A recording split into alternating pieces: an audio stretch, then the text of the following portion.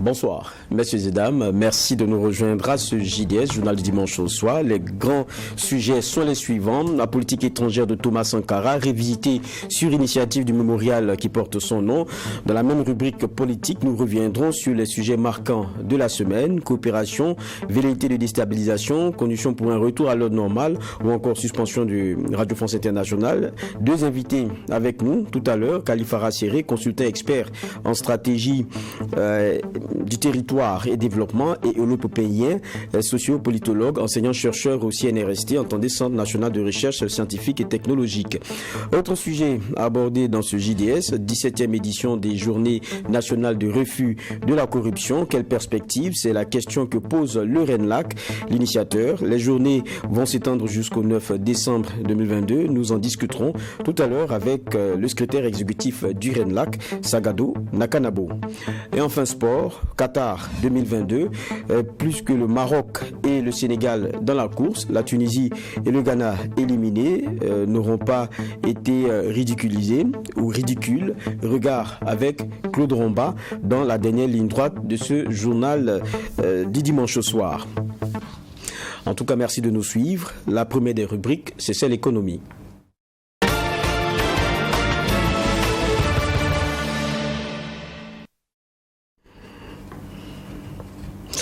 Nous y allons avec le deuxième sujet annoncé en titre, le réseau national de lutte anticorruption RENLAC qui a lancé jeudi dernier au cours d'une conférence de presse la 17e édition des Journées nationales du refus de la corruption. La thématique est axée sur les perspectives. Les journées vont s'étendre jusqu'au 9 décembre. Cette 17e édition vise, selon le secrétaire exécutif du RENLAC, Sagado Nakanabo, à susciter une profonde réflexion sur les différentes actions à mener afin de contribuer plus efficacement à l'amélioration de la gouvernance dans les secteurs de la défense et de la sécurité afin de mieux lutter contre la corruption et le terrorisme. Le compte rendu nous est fait par Mami Derma Kamambou. Nous y allons donc avant des échanges. Corruption et terrorisme au Burkina Faso. Quelle perspective? C'est le thème au cœur des activités de la 17e édition des Journées nationales du refus de la corruption. Ce thème se justifie selon le réseau national de lutte anticorruption par le fait que la moitié du territoire national échappe au contrôle de l'État. Pourtant, depuis 2016, des budgets importants ont été alloués au service de la défense et de la sécurité. Mais la demande en équipement et matériel de combat demeure une réalité.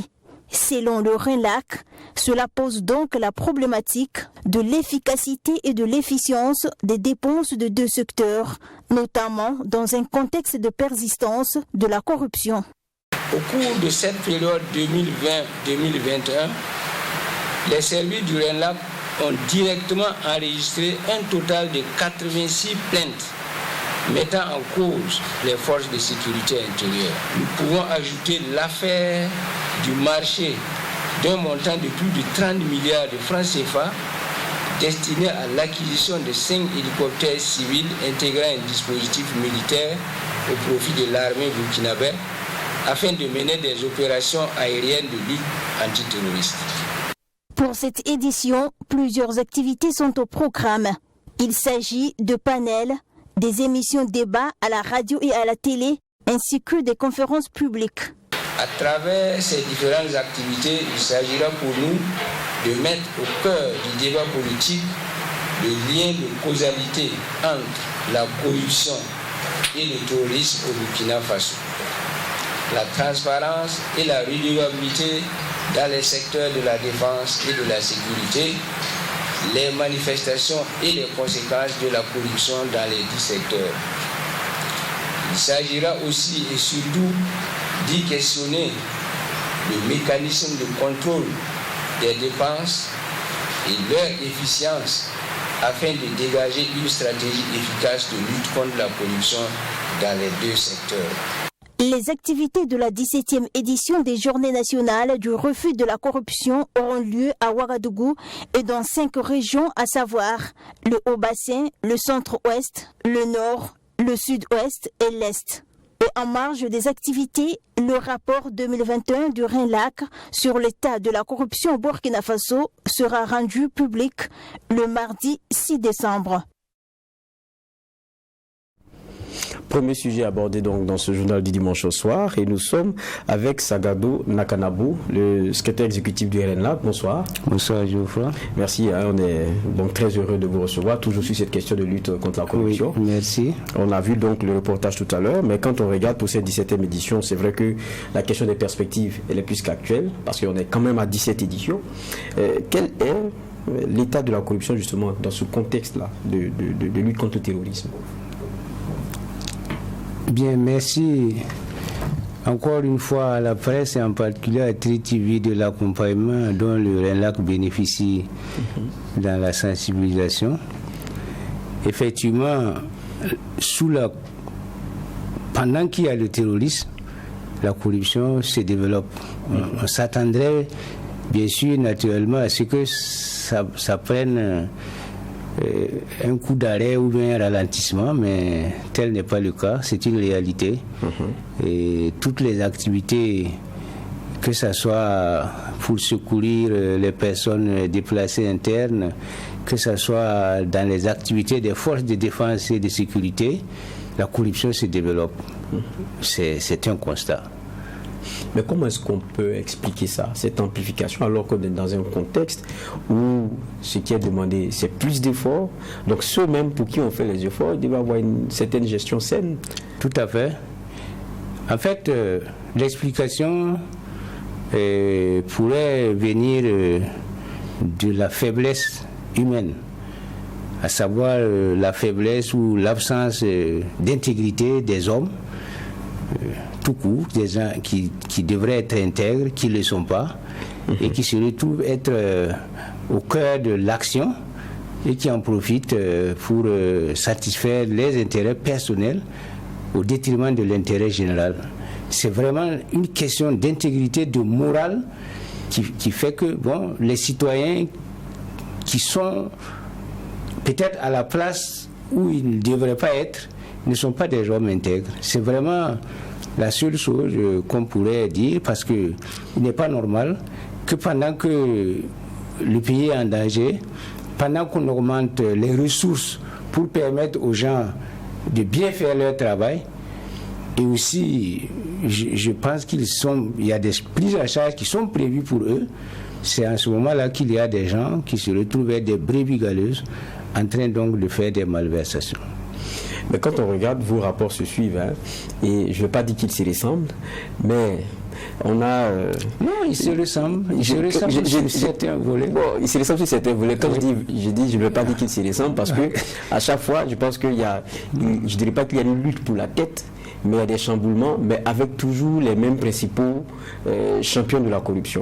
Oui. Quand on regarde, pour le sujet qui nous intéresse, pour des FDS, vous allez le voir toujours police nationale, vous allez le voir gendarmerie, vous allez le voir ces choses-là. Mais à la fin, la question est de se répéter, mais qu'est-ce qu'il faut changer à l'intérieur? Parce que vous dénoncez toujours, vous les mettez, vous les plombez au pilori avec des rapports qui jettent un doigt accusateur sur eux, mais rien ne change. Qu'est-ce qu'il faut changer à l'intérieur, a priori?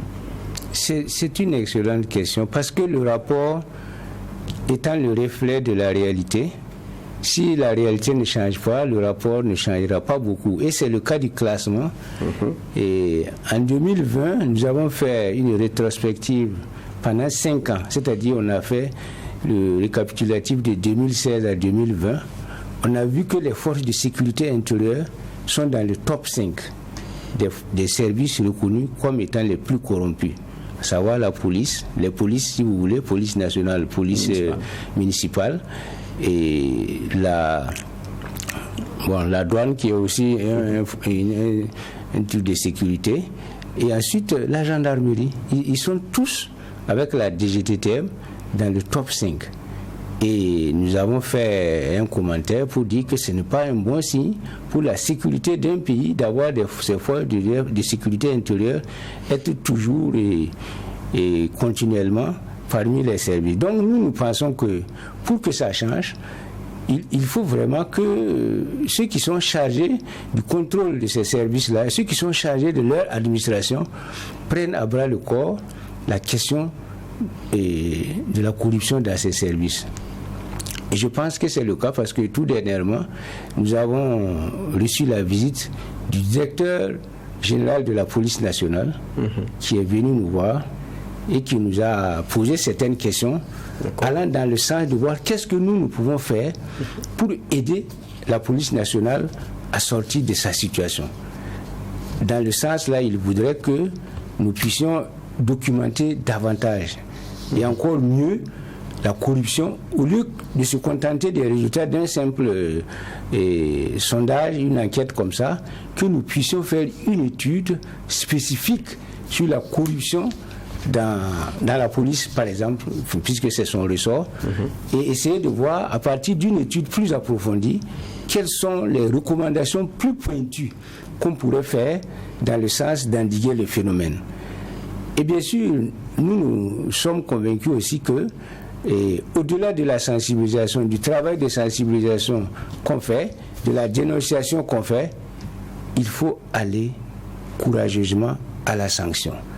Si des brebis galeuses sont épinglées, comme ce sont des adultes, la sensibilisation porte moins que la sanction. Il faut sanctionner, bien sûr, en respectant les termes de la loi, parce que la loi a prévu des quantums de sanctions.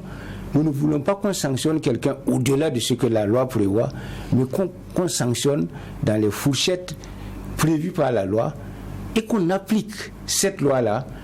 Et nous pensons que c'est l'absence de sanctions qui fait qu'il y a des récidives. Et aussi appliquer les conseils de discipline pour les sanctions administratives. Ça ne se fait pas. Les conseils de discipline ne se tiennent pas. Donc on sait qu'un tel est réputé pour des pratiques de passe-droit, de raquettes sur les routes. Et puis il marche et puis c'est à la fois, des fois ses collègues ne sont pas contents de ce qu'il fait parce qu'il les éclabousse tous. Il y a un directeur de police municipale qui nous a dit à Bobo écoutez, si vous avez des gens, il faut les dénoncer au lieu d'épingler tout le corps, de le classer comme ça, parce que lui, les autres femmes se foutent de sa femme au marché en disant que, écoute, il faut venir acheter parce que vos maris ont pris l'argent chez nos maris, donc vous avez beaucoup d'argent, vous pouvez donc venir acheter beaucoup. Il faut qu'on soit pointu et qu'on ne se contente pas de généraliser comme ça parce que tout le monde n'a pas un manque d'intégrité à la police, ce sur lequel nous sommes d'accord d'ailleurs, parce que lorsque nous faisons le travail avec les policiers, c'est des policiers même qui nous donnent des informations sur d'autres. Ça veut dire qu'il y a des policiers intègres, mais malheureusement il y a des policiers qui ne sont pas intègres. Il faut que les policiers intègres là, dans le cadre des mesures administratives, de la sanction administrative, aident à travers les conseils de discipline à assainir leur corps. C'est vrai que lorsqu'on parle de ces différents corps-là, il y en a qui disent, c'est une façon de se tirer un peu la couverture vers soi, toute l'administration, on peut lui reprocher cela, sauf que c'est eux qui sont sur les voies, parce que quand on regarde douane, police, municipale ou gendarmerie et autres, souvent ce qui est remis en cause, c'est le contrôle, les raquettes qui sont faites. Ils disent que c'est ceux-là qui sont souvent au contact de la population, avec des alternatives qui se trouvent et qui sont de l'ordre de la corruption. La perfection des CNIB. Tout cela. Est-ce que c'est pas aussi ça qui les met vraiment en avant, alors que dans les bureaux, il y en a beaucoup qui sont aussi... Parlons de ça. Oui. Et effectivement, il y a de cela quand même peut-être une vingtaine d'années.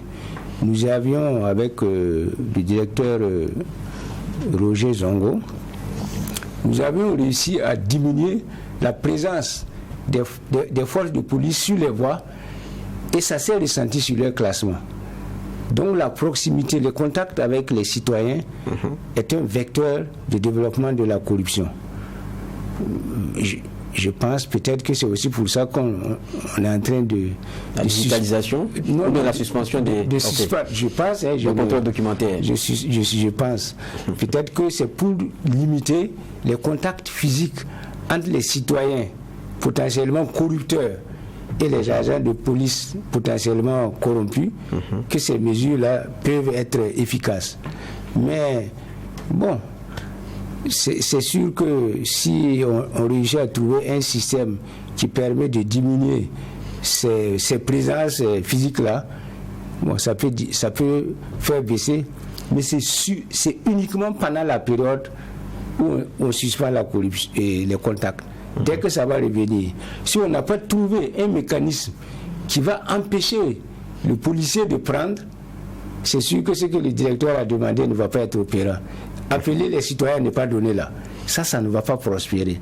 Parce que les citoyens, lorsqu'il est pris par la police et qu'il peut faire un acte pour pouvoir avoir sa moto, pour continuer ce pour lequel il est sorti, c'est sûr qu'il ne va pas hésiter. Parce que s'il va se mettre dans la procédure, d'aller à la police, de payer la contravention, ce qu'il voulait faire là, il ne va plus le faire. Parce que souvent, c'est dans les besoins d'urgence que les gens, à leur corps défendant, se mettent à procéder ainsi. Ils ne sont pas sortis dans l'intention d'aller corrompre un policier. Mais comme ils sont compromis dans leur déplacement, ils peuvent faire ça pour avoir la route. D'accord. Et quand on regarde et on écoute le Premier ministre, il avait proposé la question de la digitalisation, une procédure qui devait être intéressante. Il a parlé aussi de dynamiser ce qu'on a comme pôle judiciaire spécialisé. Vous pensez que c'est des éléments qui peuvent impacter? Oui. Et la digitalisation comme la dématérialisation, pour nous avons dans un de nos rapports, le rapport 2020 qui est déjà publié, proposé cette voie-là. Parce que ça laisse des traces. Lorsque vous payez, et vous payez par ces moyens-là, ça laisse des traces. Et on a même eu le cas du recrutement frauduleux à la CNSS, où les gens ont procédé à des échanges monétaires sur Orange Money. Et lorsque l'expert a travaillé dessus, il a réussi à capter des messages de transfert qui étaient des preuves flagrantes de paiement illicite. Malheureusement, l'expertise a été écartée pour des raisons de procédure et de forme. Mais bon, c'était clair. La digitalisation, en tout cas, est un facteur qui peut permettre d'attraper, en fait, les preuves de corruption. Mais ça peut aussi limiter les contacts physiques. Parce que des fois, c'est les contacts physiques qui créent les occasions de raquettes. Ensuite, pour les pôles ECOFI, nous pensons que, en tout cas, sauf mauvaise pratique, les pôles ECOFI peuvent s'améliorer. Et sur cette lancée-là, dans laquelle nous sommes en discussion avec les acteurs de la justice, dans le sens de proposer un amendement de la loi 05-2017 qui régit portant donc au règlement des pôles ECOFI, parce que cette loi-là, à la pratique, peut s'améliorer et ça devrait permettre aux pôles ECOFI d'être plus efficaces dans leur travail. Et si ces pôles ECOFI, les acteurs qui y sont, bon, c'est vrai que certains ont été gagnés par le découragement parce que leur statut n'est pas intéressant, et les amendements que nous proposons à la loi là, visent à rendre ce statut-là plus attrayant pour permettre aux magistrats qui vont s'engager sur cette tâche assez ingrate de ne pas regretter leur engagement comme c'est le cas aujourd'hui, et leur permettre de rester sur ce travail-là, parce qu'il y a certains qui sont partis parce que dessus, et parce que ce n'est pas ce qu'ils croyaient. Et moyennant ces améliorations-là, en tout cas, nous sommes convaincus que les pôles ECOFI sont des instruments efficaces pour lutter contre la corruption. Dernière question. On est dans une période que l'on connaît, difficile, coup d'État dans un coup d'État.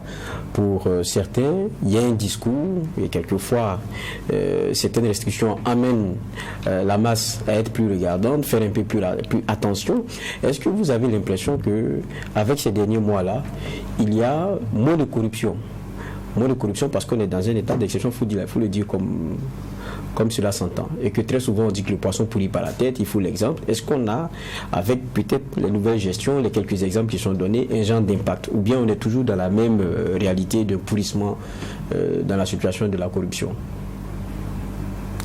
Depuis effectivement le 24 janvier, il y a eu un premier coup d'État et un deuxième qui pourrait s'apparenter à une révolution de palais, puisque On dit que MPSR est maintenu, même si MPSR reste une nébuleuse pour nous, parce que nous, on ne sait pas ce que c'est le MPSR. Et l'exemple que donne le deuxième MPSR à travers ces questions de salaire, nous pensons que c'est un bon exemple qu'il faut encourager, parce que le premier, il a raté le départ en s'attribuant des salaires faramineux, ce qui ne lui permettait plus de donner des leçons morales à quelqu'un. Et nous, ça nous conforte, parce que nous, on avait déjà intenté un procès contre 14 ministres de M. Roch-Marc Christian Kaboré pour s'être attribué des salaires contractuels ne respectant pas le décret 2008. Et si ils rétablissent cela, nous, ça nous réconforte, parce que la procédure qu'on a engagée, elle se retrouve justifiée. Et nous pensons que ça peut aussi encourager certains citoyens honnêtes à rester dans l'intégrité. Mais sur le terrain, pour le moment, en tout cas, ce que nous faisons comme constat, c'est que les actes de corruption se poursuivent de plus belle. Les raquettes se poursuivent dans les services administratifs de l'éducation, de la santé, de la police, tous les services publics. Et vous allez voir que dans le rapport que nous avons lancé, nous, on n'a pas vu une baisse. C'est vrai que le rapport porte sur l'année 2021. Mais sur le terrain, en 2022, nous n'avons pas encore observé un changement de la donne. Parce que c'est vrai que les gouvernants parlent de lutter contre la corruption. Mais je vous assure que tant qu'on ne va pas sanctionner les brebis galeuses, tant qu'il y aura l'impunité ambiante qu'on constate actuellement, c'est vrai qu'il y a aussi la responsabilité des acteurs judiciaires sur la question d'impunité, mais nous pensons qu'il faut que les gens comprennent que des adultes qui commettent des fautes, il faut les sanctionner. Des gens qui soustraient des biens publics, il faut les retirer. Et si au besoin on doit les priver de leur liberté, il faut le faire. S'ils doivent perdre leur emploi, il faut le faire. On aura bien compris. C'est vrai que ça a été lancé jeudi, les 17e journée. Ça court jusqu'au 9 décembre. Oui. On est déjà le 4. Oui. Qu'est-ce qu'il reste de majeur? Il reste je vais dire qu'il reste l'essentiel. Parce que le 9, il y a un panel sur le thème. Et ce panel-là, pour nous, c'est un moyen pour mettre au cœur du débat public la question de l'utilisation des moyens financiers qui sont mis au service des secteurs de défense et de sécurité. Parce que, je ne vais pas dire au bénéfice, mais à l'occasion de l'insécurité, on a augmenté terriblement les budgets dans les secteurs de défense et de sécurité, mais au finish, on ne voit pas le résultat. Le matériel et la motivation des forces de défense et de sécurité qui devraient découler de ces augmentations budgétaires ne sont pas venus. Bien au contraire, vous avez la question des hélicoptères qui est posée, c'est 30 milliards. Et jusqu'à présent, on n'arrive pas à trancher. Le rapport de Inatan s'est posé, on attend. Donc on ne peut pas, j'allais dire, dilapider des centaines. C'est vraiment des centaines, c'est peut-être des petites centaines de milliards qu'on met à la disposition de ces structures-là. Et donc nous voulons remettre au cœur du débat le contrôle. Et c'est pourquoi nous avons un panel qui est très grand. Il y a 5 panélistes, un modérateur. On a essayé de faire participer tous les acteurs. La police, et la police pour la sécurité, la SELC pour le contrôle, le CIFOEV pour le contrôle, et aussi des acteurs de haut niveau comme l'ex-commissaire de police Paul Sondo qui a quand même beaucoup d'expérience dans la traque de la corruption au sein des polices, pour essayer de mieux investiguer ce phénomène de la corruption dans les services de défense et de sécurité. Nous avons invité le ministère de la Défense. Ils viennent. On suppose qu'ils vont venir. En tout cas, ils ont dit qu'ils vont venir. Et nous pensons qu'avec tout cela, et avec les contrôleurs de l'ASE sur la question du secret défense. Parce que souvent, et c'est l'argument marteau qu'on utilise pour camoufler certaines choses, et nous pensons que l'ASE pourrait donner son expérience en matière de contrôle, et tout ça devrait nous permettre de sortir des propositions efficaces pour envisager donc la lutte. Parce que nous voulons, avec un éminent professeur comme le professeur Abdul Karim Seydou, ou bien le professeur agrégé Mahamadé Sawadou comme modérateur, nous voulons faire ressortir vraiment toutes les questions les plus, j'allais dire, cachées sur la question de la corruption. Parce que nous voulons montrer les liens de causalité entre la corruption et l'insécurité pour mettre fin, en tout cas, pour diminuer au minimum possible la question de la corruption dans l'utilisation des gros budgets alliés. Évidemment, on l'aura donc compris, surtout qu'on parle maintenant d'un budget de guerre, donc la question est très actuelle. En tout cas, merci d'être passé. Merci. Je rappelle que vous êtes Sagado Nakadabo, secrétaire exécutif du RENLAC. Oui. Merci d'être passé. On va continuer nous sur JDS avec une autre rubrique, c'est celle politique.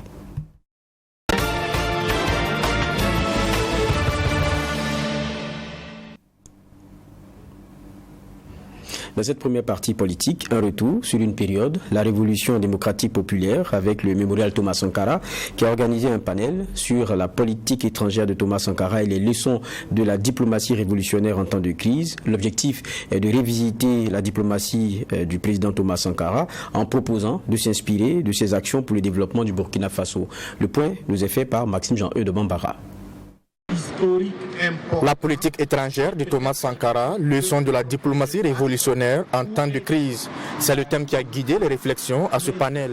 Organisé par le comité du mémorial Thomas Sankara, ce panel entre dans le cadre de l'initiative dénommée à la découverte de la RDP, la révolution démocratique et populaire. Pour ce rendez-vous, il est question de présenter à la jeune génération ce qu'était la diplomatie révolutionnaire sous le président Sankara. Aujourd'hui, vous voyez que au niveau des relations internationales, il y a des voix qui s'élèvent pour dénoncer certaines relations, certaines conventions que nous avons avec d'autres pays, notamment la France. Alors donc, nous nous sommes dit que c'est un thème d'actualité. Ça permettra aux panélistes, aux différents acteurs, aussi qui ont conduit cette diplomatie sous la révolution, de nous replonger un peu sur les manières, sur les tactiques à conduire une diplomatie qui puisse être une diplomatie des peuples. Centrant sa communication sur la vision de la diplomatie sous la révolution démocratique et populaire, le docteur Basile Guissou, ancien ministre des Affaires étrangères, a relevé deux aspects. Le capitaine Thomas Sankara comme chef de l'État, c'est d'abord déconstruire et reconstruire un État-nation indigène, endogène au Burkina Faso. C'était l'objectif numéro 1, déconstruire et reconstruire. C'était un exercice délicat, difficile, à l'interne et aussi à l'externe, parce que la diplomatie, nous l'avons pratiquée en tenant compte d'un axe, notre ligne politique contenue dans le discours d'orientation politique qui divisait le monde et la société en deux. L'ancien ambassadeur Bassirou Sanogo s'est intéressé quant à lui à la diplomatie du Burkina Faso avec les pays arabes. À l'en croire, cette diplomatie était plutôt active et réaliste. Nos relations avec les pays arabes ont été excellentes sous la révolution. Par exemple, le président Sankara a participé au sommet de Kuwait City en 1986 et il a fait une sortie remarquable là-bas qui a vraiment impressionné les Arabes au point qu'il était question même un des sommets se réunissent à Ouagadougou, tellement ils avaient été impressionnés par l'engagement d'un homme qui avait pris parti pour la cause arabe mais qui estimait que les Arabes eux-mêmes d'abord devaient s'entendre. Avec les pays révolutionnaires comme la République de Cuba, la diplomatie du Burkina Faso était plutôt bonne et respectueuse de la souveraineté des États. L'ambassadrice de Cuba au Burkina Faso retient 2 visites importantes du président Thomas Sankara à Cuba. Sankara a été décoré avec l'Ordre national José Martí, qui est la plus importante qu'on accorde aux personnalités étrangères à Cuba. Il a voyagé à Cuba et pas seulement avec un but protocolaire, c'était pas seulement pour parler officiel, mais aussi pour connaître de près l'expérience révolutionnaire de Cuba et comment ça s'est géré à Cuba, le peuple cubain et les structures que la révolution cubaine a mis en place. Donc c'était vraiment important, je crois, pour lui et pour les 2 pays, parce que ça a permis un renforcement particulier de relations à partir de ce moment-là. À la découverte de la révolution démocratique et populaire est un rendez-vous mensuel et se tient chaque premier jeudi du mois. Le prochain rendez-vous est donc prévu pour le 5 janvier 2023. Un retour sur ce plateau pour un autre entretien, débat celui-là. Nous sommes avec Kalifara Séré, consultant expert en stratégie du territoire et de développement, administrateur civil à la retraite. Bonsoir. Bonsoir. Nous sommes aussi avec Olo Pepin, qui est sociopolitologue, chercheur au CNRST. Bonsoir. Bonsoir. Merci de nous rejoindre. Tout à l'heure, on avait ce reportage, je pense que c'était jeudi, ou vendredi, sur la politique, en tout cas étrangère, de Thomas Sankara, des leçons de la diplomatie révolutionnaire en temps de crise. On a écouté tout à l'heure certains des exposants et communicants à ce rendez-vous-là. On a un premier ministre de Tambela, en tout cas qui se revendique d'inspiration de Thomas Sankara. On a un président qui cite très souvent Thomas Sankara aussi dans ses discours. Vous lisez la ligne dans la façon dont les choses sont gérées aujourd'hui. Le sociopolitologue, pour commencer. Ok.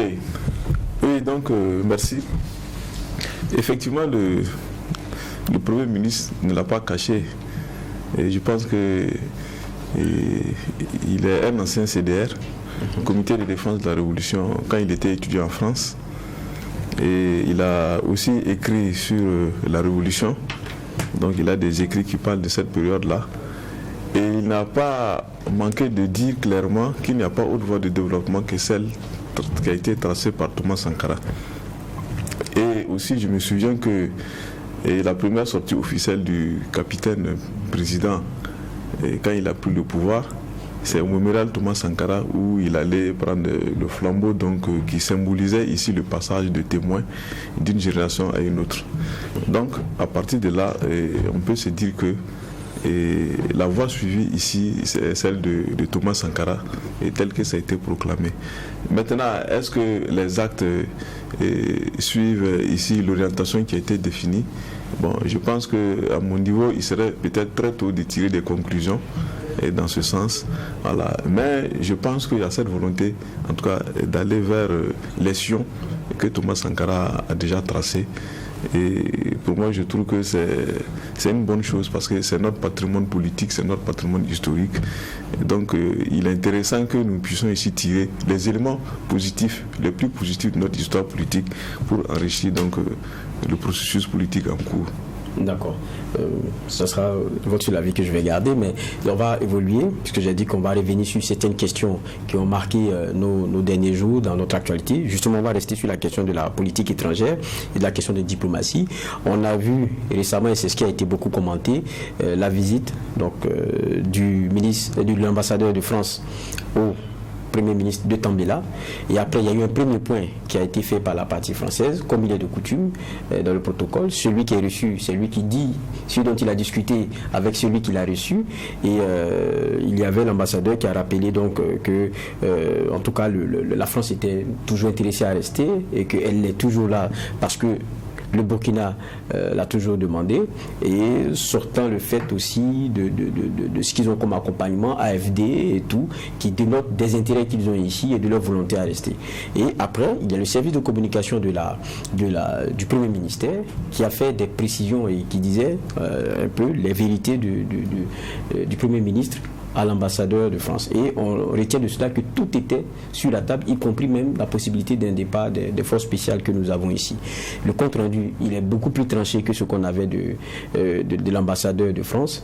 Et puis, il y a ce qui a fait polémique, la possibilité, selon le discours qui était tenu lors des échanges, que la France puisse aider même pour ce qui est de l'armement des VDP ou même en numéraire pour ce qui est de leur soutien.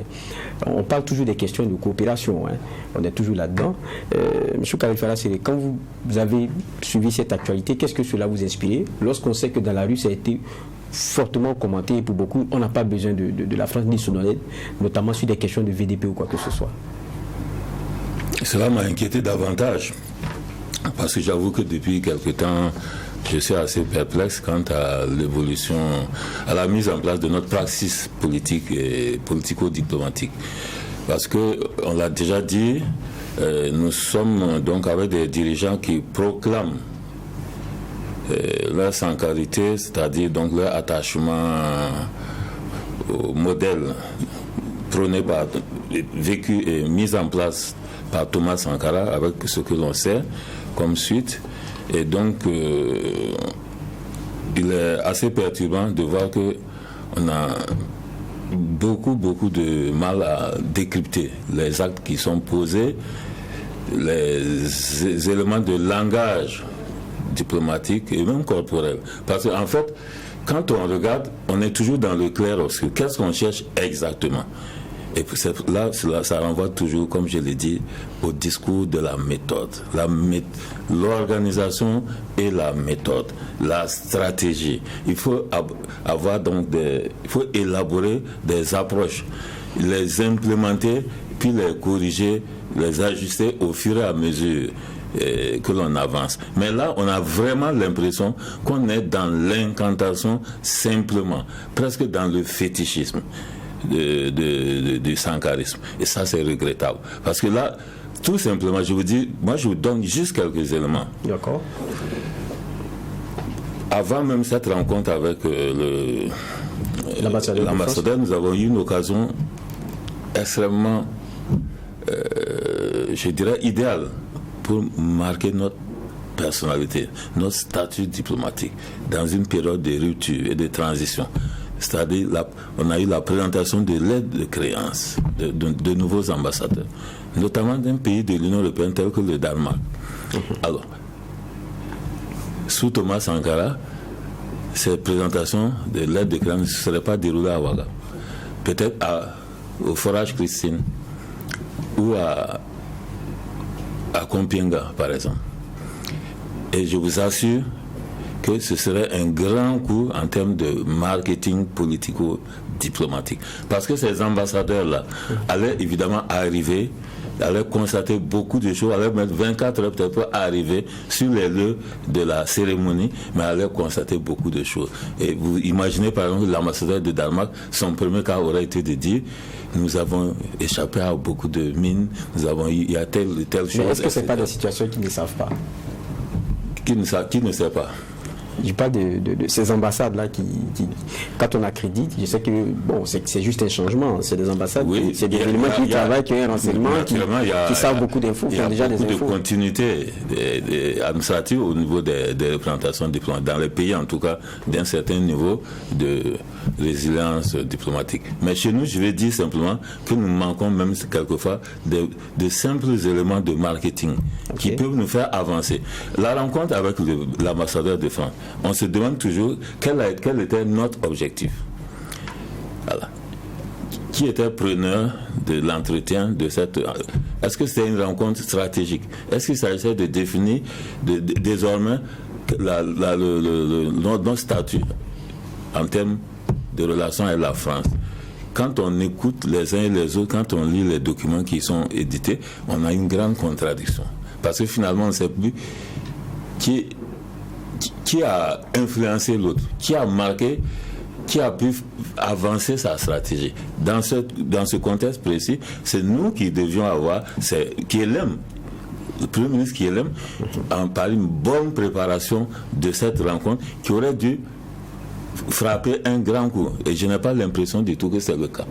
Voilà. Parce que ce n'est jamais le cas quand on ne prépare pas correctement ce genre de rencontre. Quand on n'a pas des éléments de stratégie qu'on met en place. Moi, j'essaie de me renseigner et de comprendre qu'est-ce qui se passe, par exemple, au sein du ministère des Affaires étrangères. Est-ce qu'il y a une task force qui est créée sur ces questions-là, de nos relations, de notre géopolitique, de notre géostratégie, de nos relations, de notre partenariat? Parce qu'on saute après l'ambassade, on dit on a rencontré l'ambassadeur de Chine et il peut. Bon, non, ce n'est pas comme ça. Il faut de l'ordre, il faut de la discipline, il faut de la projection. Et c'est cette préparation qu'on ne retrouve pas. Parce que l'ambassadeur, ce qu'il a dit, et je l'ai trouvé d'ailleurs assez taquin, très décontracté, etc. Je n'ai pas eu l'impression qu'il a été mis en difficulté et qu'il a trouvé que la France était en danger au Burkina. Non, il a dit simplement que il donne l'impression d'être un homme au-dessus de la mêlée, qui est un grand seigneur, qui est là. Si vous voulez, on reste. Si vous voulez pas, nous on part. Et puis voilà, c'est tant pis pour vous. Clairement, moi c'est comme ça que son message est explicite. Il n'est pas crypté, il est explicite. Cela signifie que, contrairement à ce que notre propre communication a dit, il n'a pas été mis en difficulté.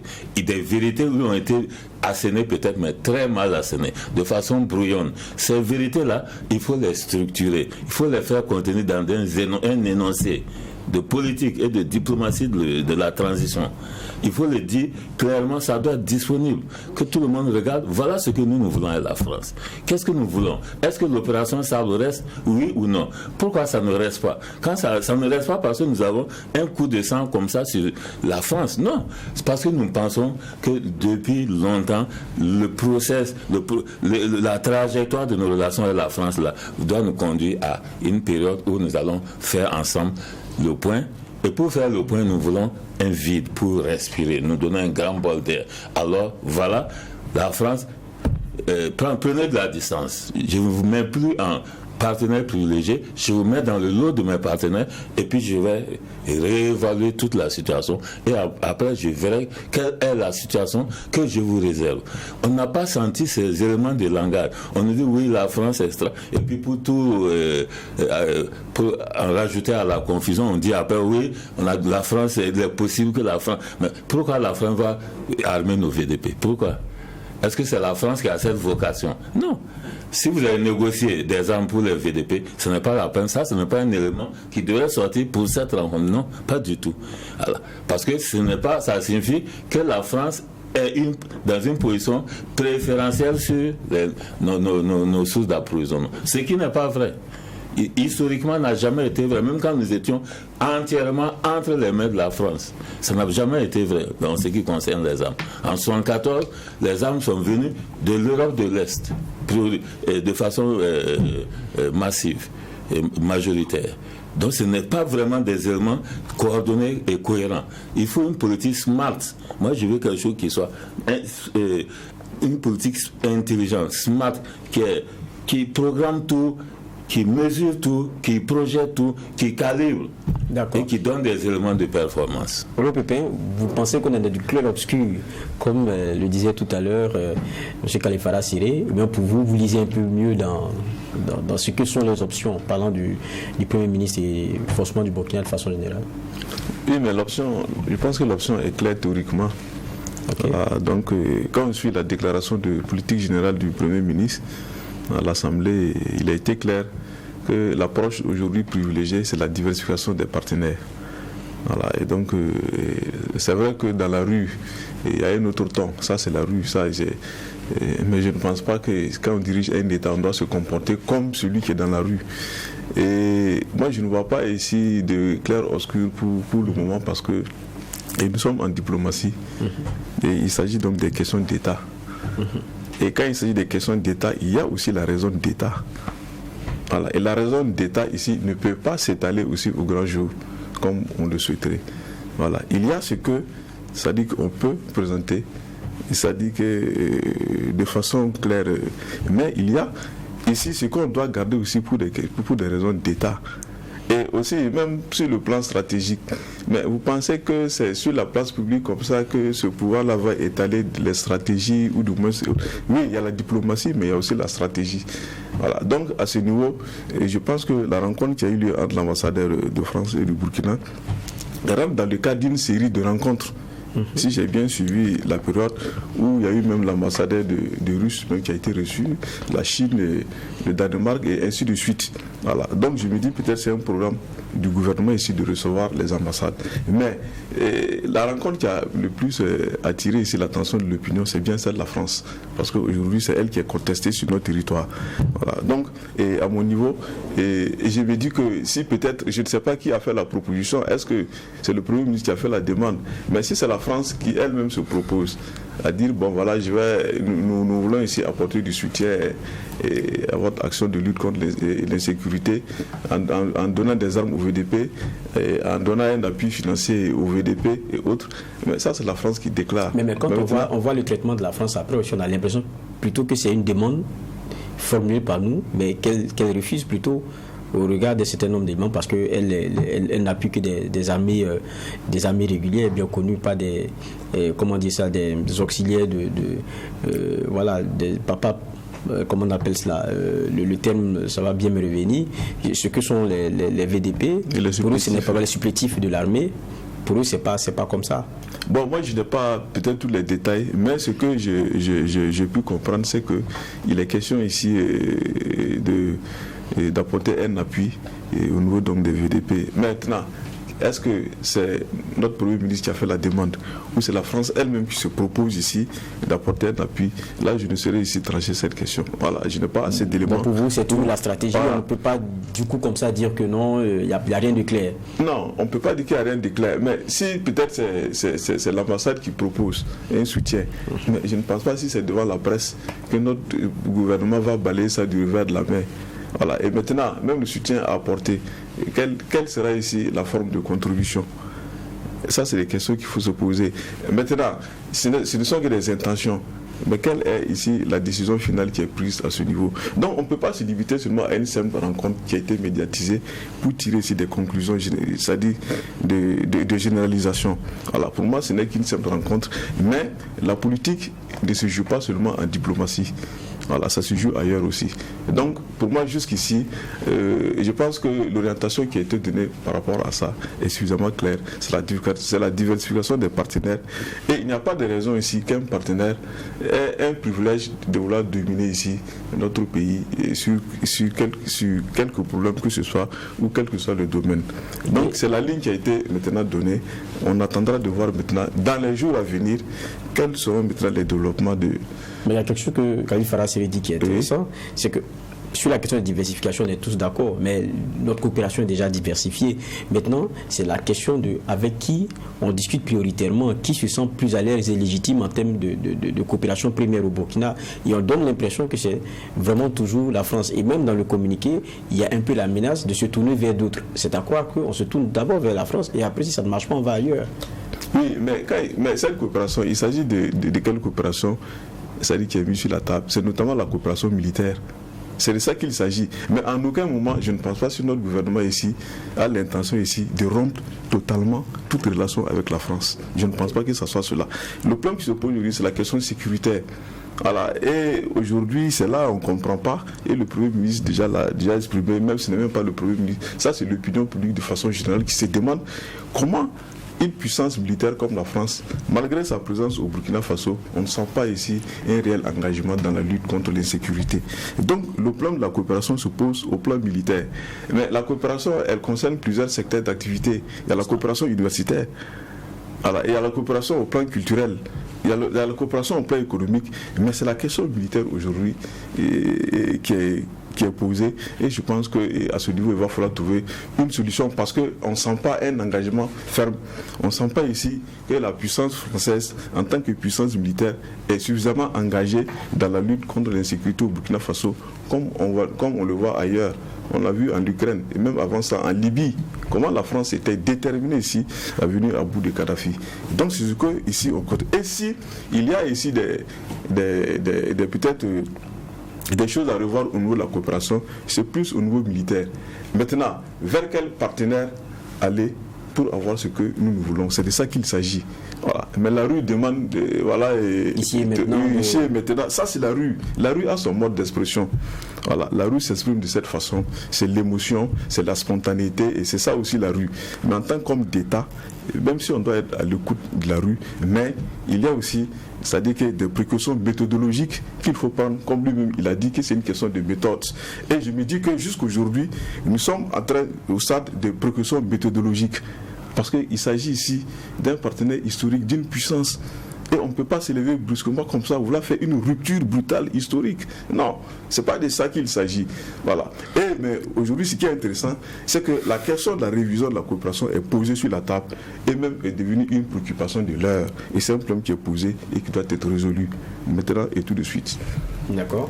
Peut-être dernière réaction sur le sujet avec Khalifa Lasséré. Il dit que c'est la méthode. Moi, je lui laisse la responsabilité de son affirmation. Comme quoi la coopération, là, c'est celle militaire qui pose problème et que les autres ne posent pas problème. Toute la substance de la coopération militaire, de la coopération avec la France pose problème. De par son substratum colonial. Oui, je rectifie. Je ne pense pas si... Je pense qu'il faut faire... Non, je ne pense pas avoir dit que les autres types de coopération ne posent pas problème. Si, mais ça veut très satisfaire. Ce qui est mis aujourd'hui, principalement en cause, dans la situation de la lutte contre l'insécurité actuelle, c'est la question de la coopération militaire. Deuxième point dont vous portez également la responsabilité, c'est de croire qu'il y a la rue et à l'État actuellement. Vous n'êtes peut-être pas tout à fait au Burkina. La rue et l'État sont une et même entité aujourd'hui. Oui, mais je parle de la manifestation de la rue. Je parle maintenant, la rue. En fait, jusqu'à là, l'État n'a pas pu arbitrer la rue et proclamer des énoncés de politique dans tous les domaines et de méthodes. C'est ce que j'ai dit. Comment on fait pour aller à terre et comment est-ce que, voilà, pour que la rue soit en adéquation. La rue n'est pas en rupture avec l'État, pas aujourd'hui. Je ne parle pas de rupture, je n'ai jamais parlé de rupture. Je parle de la réaction de la rue. Dichotomie. Non, je parle du comportement de la rue. Surtout quand vous savez des dirigeants qui sortent de la rue. Attention, hein. Oui, mais la rue... C'est la rue qui a... On va les laisser préciser sa parole. À travers la foule. Ne peut pas. Vous dites que justement. Oui, mais il s'agit de la rue. Il s'agit des clameurs publics. Il s'agit de la rue. Il s'agit de fous. Justement, ça va nous permettre. La même réaction que justement la rue, une institution. Justement, caractère institutionnel. Vous êtes sociologue et vous savez très bien que notre institution burkinabé aujourd'hui a la rue comme l'un des principaux acteurs. Justement, ça va nous permettre. Si vous dites que ce n'est pas vrai, alors moi je vous ça va nous permettre de faire une transition sur le deuxième sujet, puisque ce qui aussi a marqué les dernières heures et les derniers jours, c'est une question de coup d'État. D'abord rumeur, après on apprend que c'est confirmé par le président lui-même lors d'échanges avec les OSC, et en définitive, c'est le porte-parole du gouvernement qui lui viendra repréciser les choses. Il n'a jamais été question de coup d'État. En tout cas, le président de la transition n'a jamais parlé de ça. Il a parlé de velléité de déstabilisation. Cela vous a pu se rassurer. En tout cas, samedi, je pense que c'était samedi, les gens étaient sortis, tout le monde se posait la question. Ils sortent pourquoi? On dit il y a coup d'État. Ils sortent encore après, on dit qu'est-ce qu'il y a? On dit il y a coup d'État. Mais pour finir, on se rend compte que c'est velléité de déstabilisation. Ça vous a rassuré beaucoup plus la communication ou bien il y a eu des problèmes? Quand même, c'est plusieurs jours qu'on a constaté ces sorties-là. Oui, bon, nous avons tous appris lors de la rencontre du chef de l'État, la rencontre du chef de l'État qui a eu lieu avec les OSC. Et non, qu'il ne s'agissait pas, enfin, que le chef de l'État n'a pas ici parlé de tentative de coup d'État, mais plutôt de velléité de déstabilisation. Voilà, je pense que même le ministre de la Communication a fait une communication pour préciser les termes. Voilà, tentative de coup d'État, et ça c'est ce qu'on a pris dès le premier moment. Et ensuite on apprend que non, dans les propos du président du Faso, il ne s'agissait pas d'une tentative de coup d'État, mais de velléité de déstabilisation. Voilà. Donc je me dis, bon, c'est une question de qualification, voilà, des rumeurs qui ont circulé. Voilà, et donc la tentative de coup d'État voudrait dire que déjà il y a ici un début d'action. Voilà, il y a ici un début d'action, un essai. voilà, de poser des actes pour eux. Maintenant, les velléités, voilà, c'est une intention fugitive, voilà, qui n'est pas encore arrivée au stade de l'action.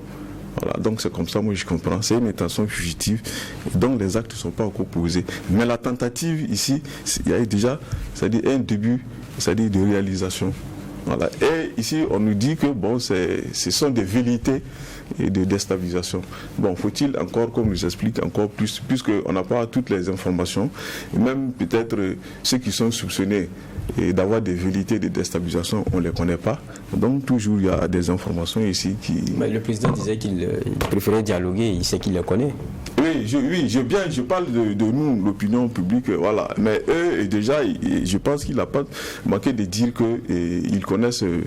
Et ici, c'est enfin ceux qui sont soupçonnés d'avoir des velléités de déstabilisation et que dans la démarche du gouvernement, il privilégie le dialogue, voilà, pour essayer d'expliquer l'esprit dans lequel, les dispositions d'esprit dans lesquelles nous devrons tous se trouver aujourd'hui face ici aux problèmes communs auxquels nous sommes confrontés.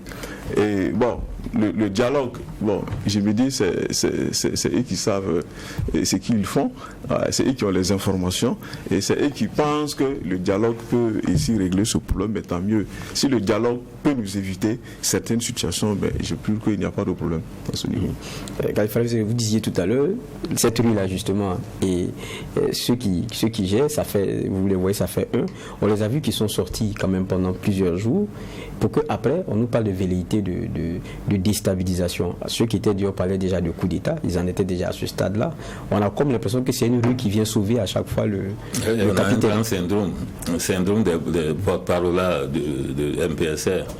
Un syndrome très dangereux. Apparemment, les porte-parole. Et je regrette qu'un jeune très prometteur comme Jean-Emmanuel soit devenu ministre, porte-parole du gouvernement. Pourquoi ? Déjà, il commence à bégayer et ça, c'est dommage.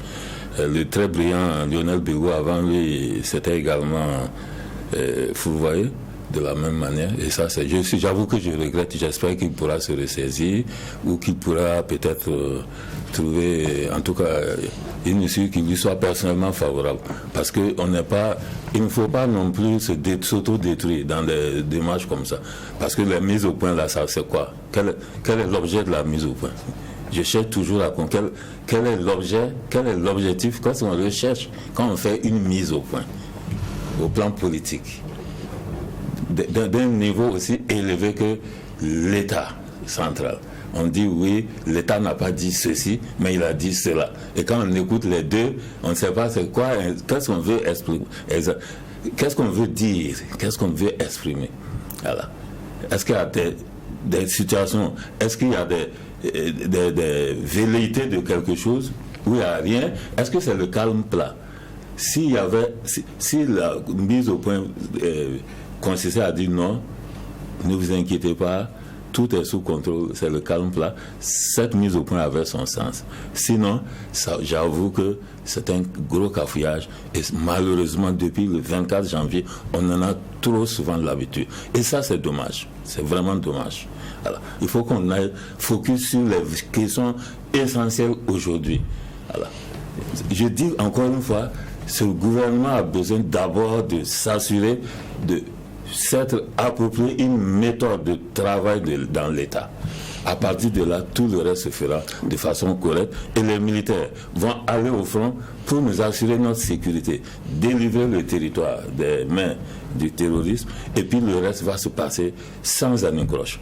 Tout ça, c'est absolument, j'allais dire, c'est contre-productif et malheureusement, ça détruit comme ça rogne, ça a une grande capacité de corrosion sur des pans entiers de l'État, c'est-à-dire des traditions de l'État. Et c'est ça qui est gravissime. D'accord. Moi, je vais revenir sur l'un des points parce que vous faisiez une communication, je pense, il y a en gros une semaine ou deux, sur Café Politique. Et je pense qu'on devait en parler même dimanche dernier, sur le retour à l'ordre normal. Vous disiez que le plus important, parce que tout à l'heure, vous abordez le fait qu'il y a d'autres questions qui sont plus importantes, donc plus principales. Le retour pour vous, le plus important, c'est faire la guerre. Il faut y aller. Mais le problème, c'est qu'on ne lit pas bien dans ce que veut et ce qu'est le MPSR. Est-ce que c'est ça le problème aujourd'hui dans tout ce que nous vivons? C'est que, bon, il y a des gens qui gèrent, mais qui n'ont pas défini clairement les choses. Oui, la confusion est partout, même dans le dernier discours du Premier ministre, c'est-à-dire son discours de politique générale. On ne ressent pas clairement l'option stratégique. L'armée a 49% de travail à faire pour nous amener à la paix.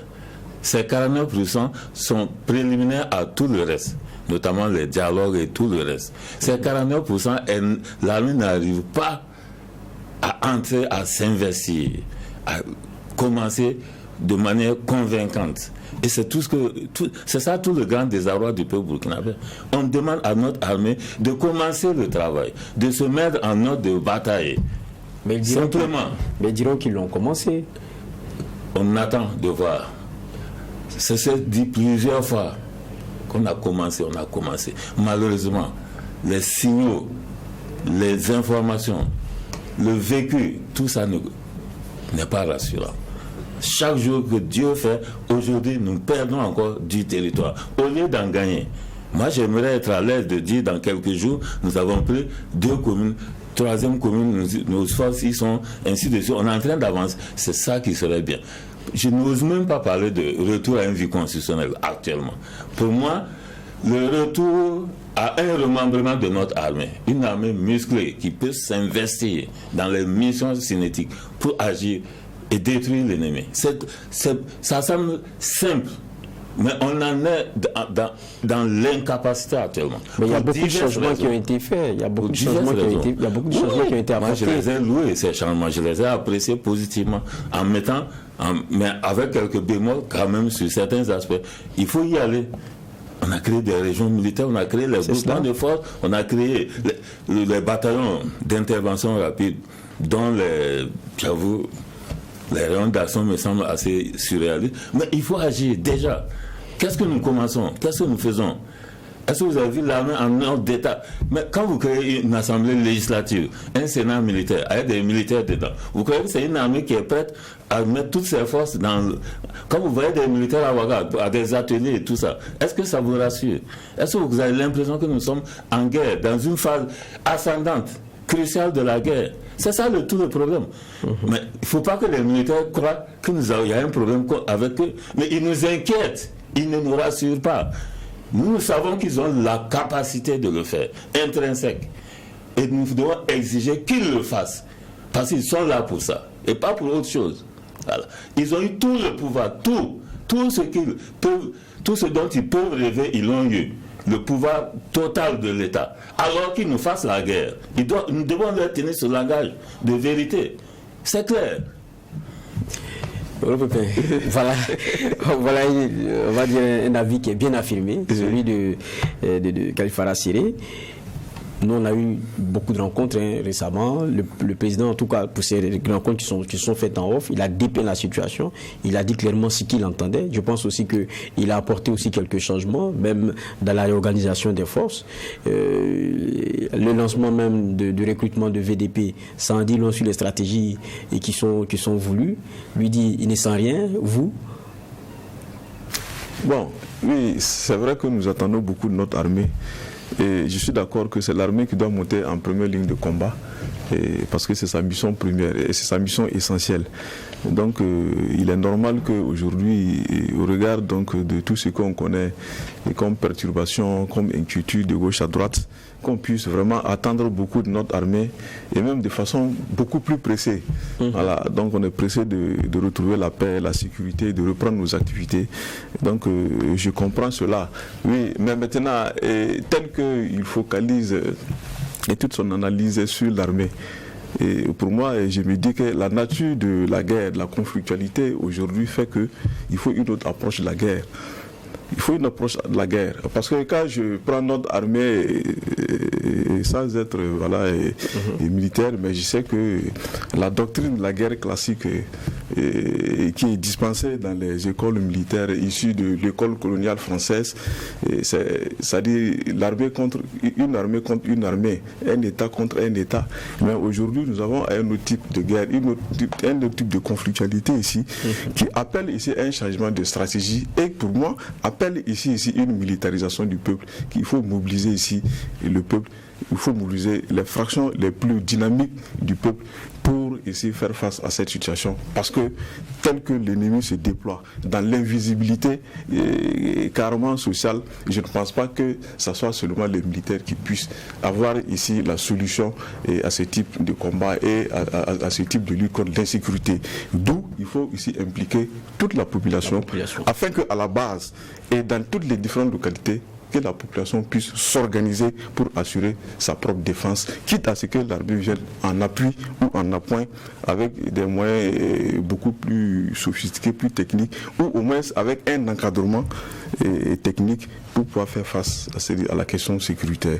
Donc moi je ne focalise pas ici la question essentiellement de cette guerre sur l'armée en tant qu'un détachement spécialisé ici dans le maniement des armes, dans le combat des armes. Et je pense qu'il faut militariser sur le peuple pour pouvoir aboutir aux résultats que nous cherchons. La population donc c'est une question d'approche. Une question d'approche, mais qui se ressent très clairement en termes d'options avec le capitaine Traoré. Quand on regarde déjà ne serait-ce que le nombre de VDP qui est là, si on a commencé cette option-là sous Roch Kaboré, c'était encore très timide, on va dire comme ça, et on a l'impression que les populations s'y sont alignées derrière sa vision. 50 000 qui sont demandés, 90 000 personnes qui tentent de se faire enrôler, donc qui répondent. Ça veut dire que c'est une vision qui est beaucoup partagée. Mais une vision incomplète. Oui, mais ce que lui a dit, c'est pas les VDP. Bon, c'est vrai que c'est une bonne freine de la population. C'est une phase intermédiaire. Mais moi, il faut que, là encore, nous devons être assez rigoureux dans la démarche. C'est l'armée qui est le maître d'œuvre de la défense du territoire. C'est cette armée qui a la responsabilité universelle sur les limites de nos territoires, son intégrité. Et cette armée doit dire, quand je dis nous, c'est le peuple, doit dire au peuple burkinabé, oui, aujourd'hui, solennellement, je vous dis que nous armés, ma armée, instrument de ce peuple, je ne peux pas assumer les responsabilités dans les conditions, parce qu'il y a des armées néocoloniales comme le Burkina qui ont contenu et qui ont détruit le terrorisme, et vous les connaissez bien. Donc c'est une question d'organisation. Il y a des armées néocoloniales qui contiennent présentement le terrorisme au sud de notre pays, qui arrivent à le faire par de la méthode, de l'organisation, de l'impact, de la cohésion militaire. Mais donc l'armée doit dire vraiment, parce qu'il ne faut pas brûler la politesse à l'armée. D'accord. Elle peut avoir, moi personnellement je fais partie de ceux qui sont convaincus qu'avec une bonne réorganisation, une catharsis intérieure, l'armée peut faire tout le job, tout, même les aspects les plus délicats ou autres. Parce que on parle de l'invisibilité. C'est une guerre, c'est un conflit protéiforme, mais ce n'est pas une guerre entre les militaires, des gens, des fantômes. Mais dans ce cas de figure, si pour vous la solution se situe dans la catharsis, c'est quoi cette catharsis? C'est d'abord une armée qui se reconstitue, qui se réconcilie avec elle-même autour des valeurs de l'armée, c'est-à-dire les valeurs du sacerdoce des armes, la fraternité d'armes, l'union, l'unité des cœurs, et aussi, j'allais dire, la fulgurance, le courage, la bravoure, la témérité, l'héroïcité. Ça, c'est des valeurs dont l'historicité est connue à notre armée. Voilà. Avant qu'elle n'aille dans tous les sens. Si elle se retrouve, on peut le faire. Qu'est-ce qui empêche qu'une armée aussi diverse, variée, aussi zébrée, lézardée que notre armée, en 2 semaines, qu'est-ce qui l'empêche qu'elle puisse se retrouver autour des cadets, que sont ceux qui sont actuellement au pouvoir, et dire oui, nous allons aller au job ensemble. Donnons-nous la main, les plus anciens jusqu'aux plus jeunes, les plus gradés jusqu'au lacrou. Allons-y. Qu'est-ce qui empêche de le faire? Dites-moi. Maintenant, si on ne peut pas le faire, il faut effectivement aujourd'hui dire que la vraie étape de la lutte, comme je l'ai déjà dit, j'ai fait déjà même un schéma et tout, c'est la guerre par village. C'est la guerre populaire généralisée. Aussi par village. Ce n'est plus affaire de VDP, c'est par village. C'est une mobilisation générale.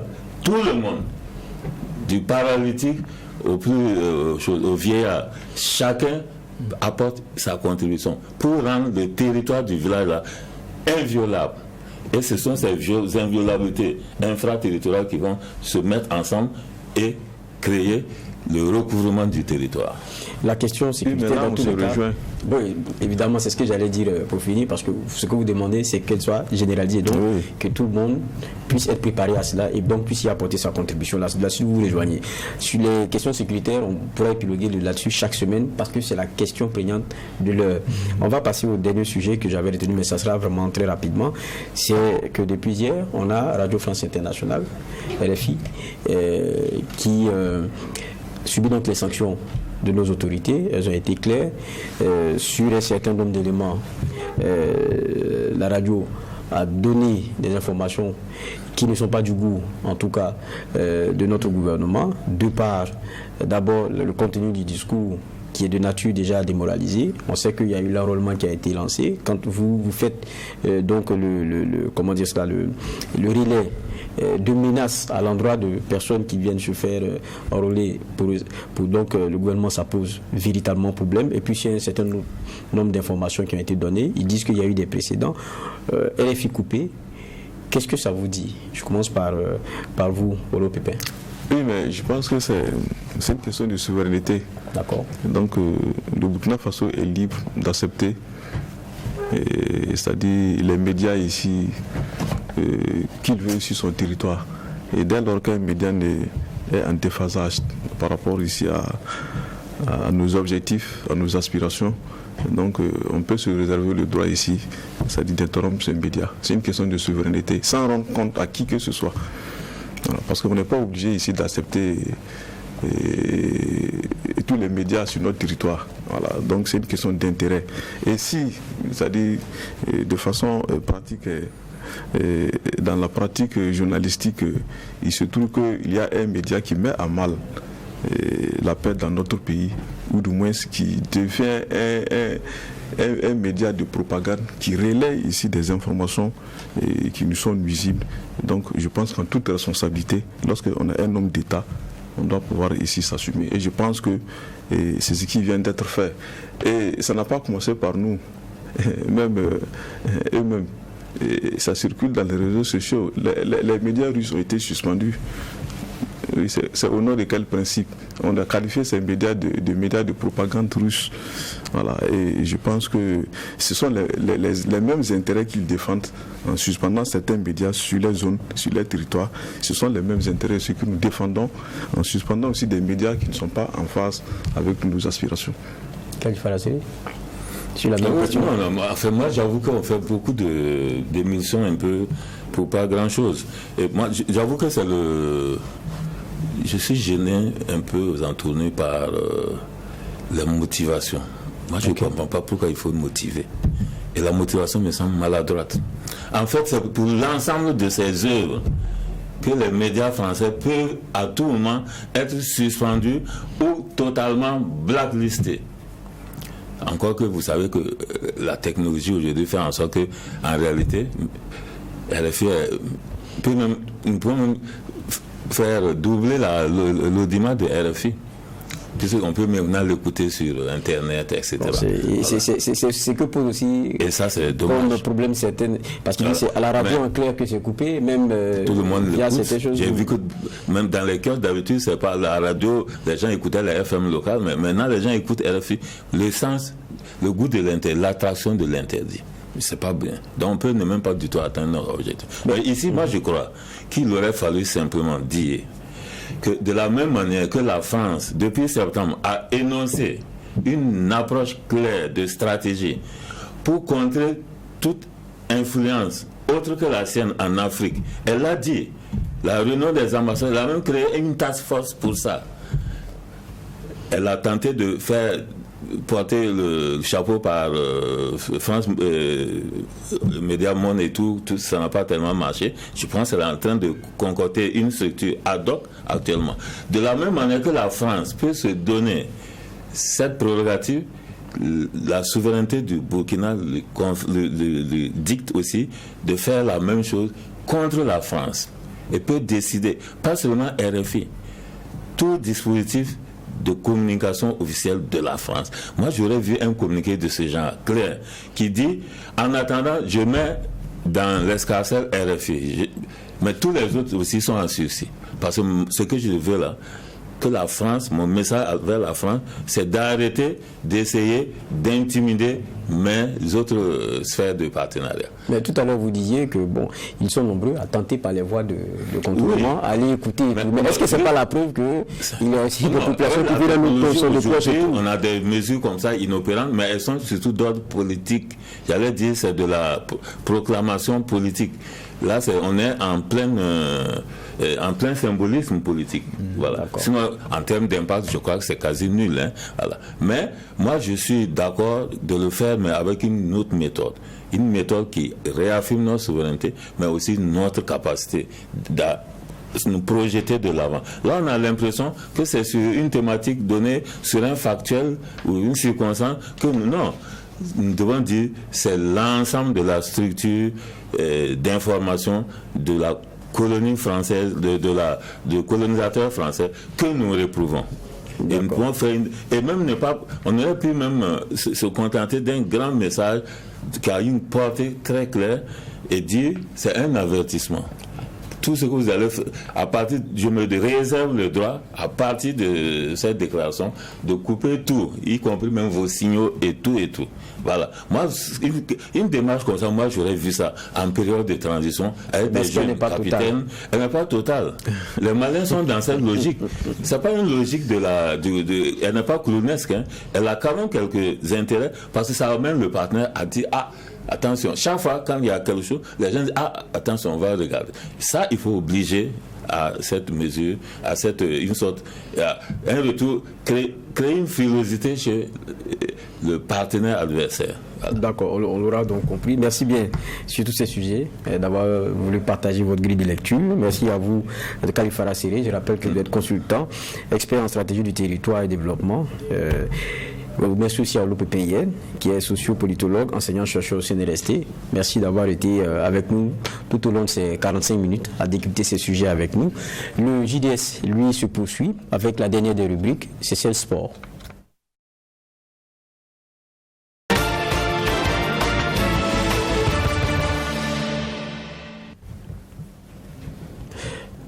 Dans la partie sport, tout à l'heure, je vais recevoir Claude Romba. On va parler de Qatar 2022 avec certaines sélections africaines parce qu'elles toutes ne sont pas encore éliminées. Quelles ont été donc leurs performances? Quel regard on pourrait jeter sur les différentes rencontres? Mais avant, on va s'intéresser à notre Ligue 1, donc au championnat national, avec un certain ASEC, donc de Koudougou, Real du Faso, 1-0 pour l'ASEC Koudougou. C'est dans cet élément que nous propose Assami Touré. Le Real du Faso tombe les armes à la main à cette 12e journée de la Ligue 1. Face à l'ASEC de Koudougou, ce samedi au stade municipal Sifou Joseph Konombo, les hommes de Piuri Webonga sont passés à côté de leur match. L'ASEC va ouvrir le score quelques minutes après le début de la rencontre. Sur ce coup franc bien exécuté, c'est Aruna Thomas Zagré qui trouve le chemin des filets de la tête.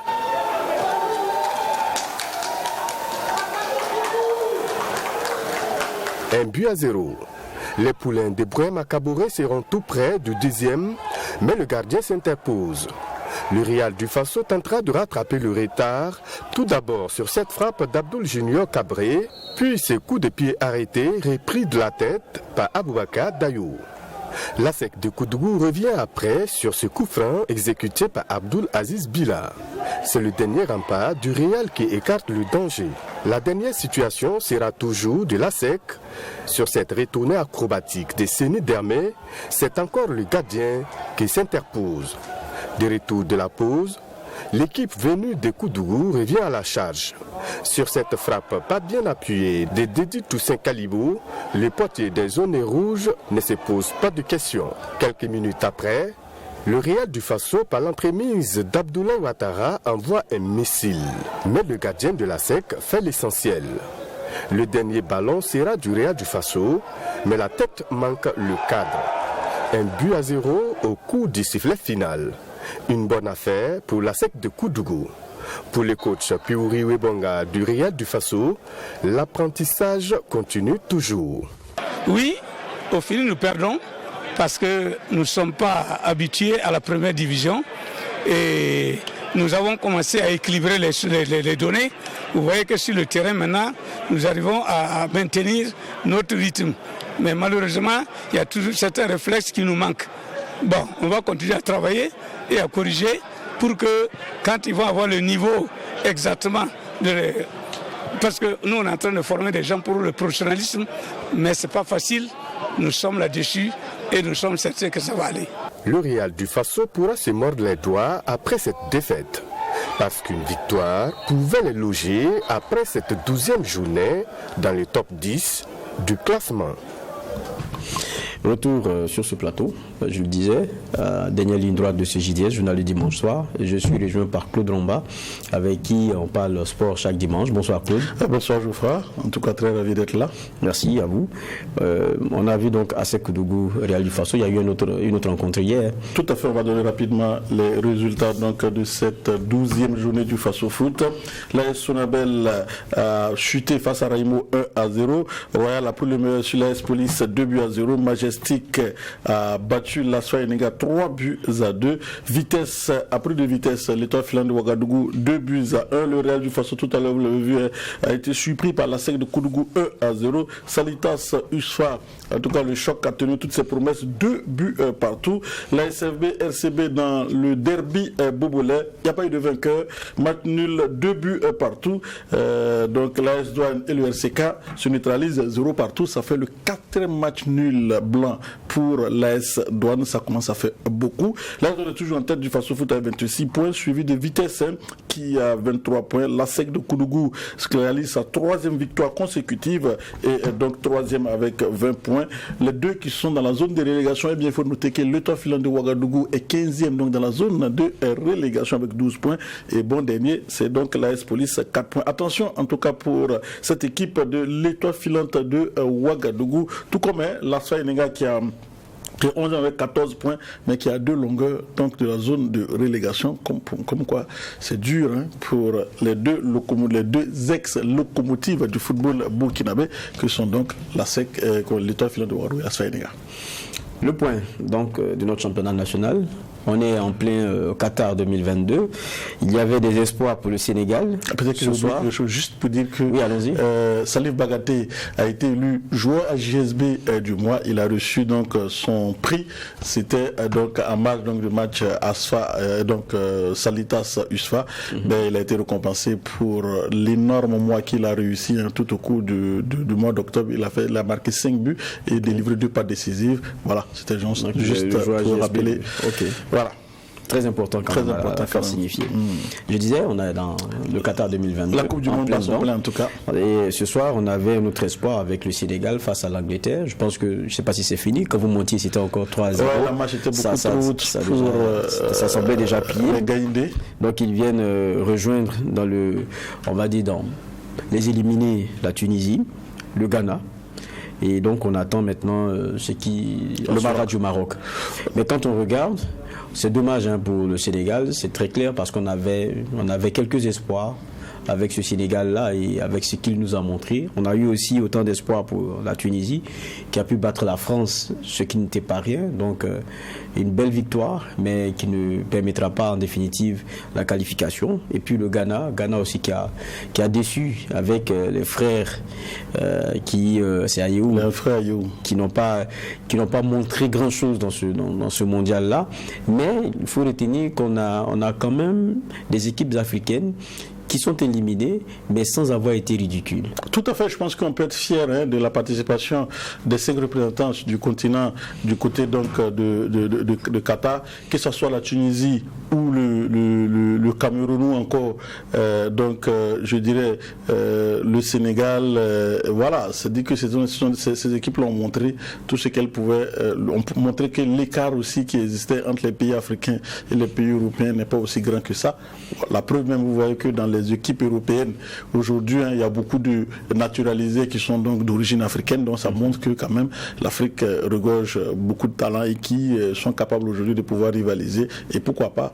En tout cas pour moi, le rêve de voir un jour une nation africaine remporter la Coupe du Monde est en train donc de se dessiner, il faut le dire, hein, parce qu'on a vu aujourd'hui, avant on accusait donc les équipes africaines d'être limitées tactiquement. Aujourd'hui on a vu que ce n'est pas le cas et toutes ces équipes africaines sont parties avec des entraîneurs africains, des entraîneurs de leur pays. Donc ça prouve qu'aujourd'hui il y a eu un nivellement des valeurs. Et donc quand on voit, c'est vrai qu'on est un peu dessus par rapport à la Tunisie qui est éliminée dès le premier tour, mais qui réussit quand même à sortir par la grande porte grâce à sa victoire sur l'équipe de France. Voilà, une victoire de prestige. Aujourd'hui, vous avez vu, les Français ne sont pas du tout contents et ont même posé une réclamation pour demander à ce que le but refusé à la dernière minute, le but refusé à la dernière minute le but français soit validé. Griezmann, non? Voilà, Antoine Griezmann, le but d'Antoine Griezmann soit validé. Donc ils ont même déposé un recours dans ce sens-là pour dire que voilà, ils ne sont pas du tout contents de voir que la France, championne d'Afrique, championne du monde en titre, se fait battre par la Tunisie. Voilà, et aussi le Cameroun aussi qui sort par la grande porte avec cette victoire du prestige sur le Brésil. C'est vrai que c'est pas la première fois que le Cameroun bat le Brésil, mais en Coupe du Monde c'était la première fois et aujourd'hui ça a montré que voilà, les équipes africaines sont capables donc de pouvoir battre des équipes comme le Brésil, comme l'Argentine, comme l'Uruguay. Et je pense que c'est bon. Maintenant, le Ghana je pense que le Ghana a été pris à son propre piège face à l'Uruguay parce qu'il suffisait d'un match nul pour le Ghana et se qualifier. Maintenant, mal leur a en pris parce que le Ghana est resté obnubilé par une sorte de vengeance parce que la défaite face à l'Uruguay la qualification en 2010, à la mer. Voilà. Et ça, c'est resté en travers de la gorge. Alors que non, le football ne se nourrit pas de vengeance. Il fallait juste jouer tactiquement, attendre cette équipe uruguayenne parce que c'était à l'Uruguay de faire le jeu et maintenant profiter donc des failles. On a vu directement le Ghana qui est parti à l'abordage pour leur forcément rapidement donc anéantir cette équipe uruguayenne. Donc je pense que c'est un peu cela, mais ça c'est un peu à l'image des Africains parce qu'on est toujours dans l'émotion. Il y a beaucoup d'émotions dans ce qu'on fait. Or aujourd'hui, voilà, il faut plus être dans une posture de pouvoir donc de dire que de toutes les façons on n'est pas obligé de gagner l'Uruguay, mais même avec un match nul l'Uruguay était éliminé. 0-0. Voilà, l'objectif c'était donc de se qualifier d'abord que de penser à vouloir se venger ou à humilier. Voilà, ou à vouloir humilier. Il fallait penser qualification pour le prochain tour que de dire que nous avons là l'opportunité de pouvoir venger ou le Asamoah Gyan et tout. Voilà, Ayou même qui lui était le seul rescapé de cette aventure-là a même raté son penalty. Mais on sentait qu'ils en ont fait vraiment une affaire et même au penalty on sentait toute la personne qui se sont mis dessus pour rien. Tout à fait pour rien et je pense que c'est un peu ça qui a voilà. C'est vraiment dommage. Mais c'est vrai que ce qui est un peu réconfortant, c'est que auparavant, si tu parles des anciennes compétitions mondiales, quand on regardait, quand il y a une équipe africaine face à une équipe européenne ou quoi que ce soit, on se demandait mais quel serait le score. Aujourd'hui, on n'en est plus à ça. Bien au contraire, il y a une France qui a retenu la leçon avec la Tunisie, qui a tenté de traiter un peu de haut avec une équipe B, et puis très tôt en voyant qu'elle était en train de perdre le match, elle a mis tout ce qu'elle avait, elle a fait rentrer Mbappé, elle a fait rentrer en tout cas ses foudres de guerre, mais ça n'a pas permis d'inverser la tendance outre mesure. Et on a vu aussi évidemment face au Brésil et au Cameroun qui a joué sans complexe. Mais on regrette toujours qu'on termine ainsi alors qu'on aurait pu prendre chaque match de la même façon.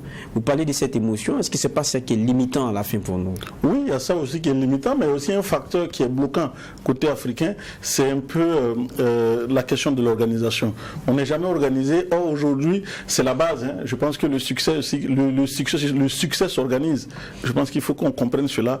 Mais on est toujours dans c'est les pays africains qui sont toujours même qualifiés pour la Coupe du Monde avec tout ce que la FIFA donne comme pactole pour permettre aux équipes de se préparer et tout. On est toujours dans des conflits, on est toujours dans des histoires de personnes, on est toujours dans des questions d'organisation et tout ça. Et donc ça nous rattrape. Vous avez vu tout ce qui s'est passé autour du Cameroun. Voilà, je pense qu'il faut qu'on arrive à avoir une équipe, à avoir une organisation professionnelle autour de nos équipes nationales. Et c'est un problème africain. Vous n'allez jamais, vous verrez ça très rarement chez les autres. Mais c'est toujours du côté africain qu'il y a toujours ces difficultés, même sur les questions donc de sélection. Il n'y a pas de critères valables ou des critères objectifs de sélection. Et ça pose toujours des problèmes. Alors qu'aujourd'hui en football, ça doit couler de source. Quand quand on est performant, on doit être appelé. À partir de ce moment-là, voilà, et c'est clair aux yeux de tout le monde. Peut-être que sur un ou deux joueurs, encore qu'on peut discuter. Mais si c'est sur, par exemple, un effectif assez large et tout, ça pose problème. Donc je pense qu'il faut revenir. Donc il n'y a pas de mal à copier ce qui est bien ailleurs. Voilà, regardez comment quand la France elle est championne du monde, quand les Français doivent aller en compétition à la Coupe du Monde, vous voyez jusqu'au détail près, tout est prévu. Vous avez vu, ils ont déjà pris les appartements, leur camp de base du côté donc du Qatar depuis plus d'un mois avant cette Coupe du Monde. Je pense qu'il faut aller vers ça, se préparer en amont et se donner toutes les chances, optimiser le succès, et je pense que ça viendra. On espère donc que ça viendra. Merci Claude Lomba. Ça marque aussi la fin de ce JDS. En tout cas, on va suivre le Maroc, qui est la seule équipe africaine contre l'Espagne. Contre l'Espagne. On verra ce que cela va donner, en espérant en tout cas qu'il y ait cette équipe-là qui puisse continuer pour le continent de Sud-Est. En tout cas, merci bien Claude Lomba. C'est la fin aussi de ce JDS, journal du dimanche au soir, que j'ai pris plaisir à présenter. Le programme lui se poursuit sur True TV. On vous souhaite bonne suite et on espère vous retrouver donc dimanche prochain. Et d'ici là, portons-nous bien.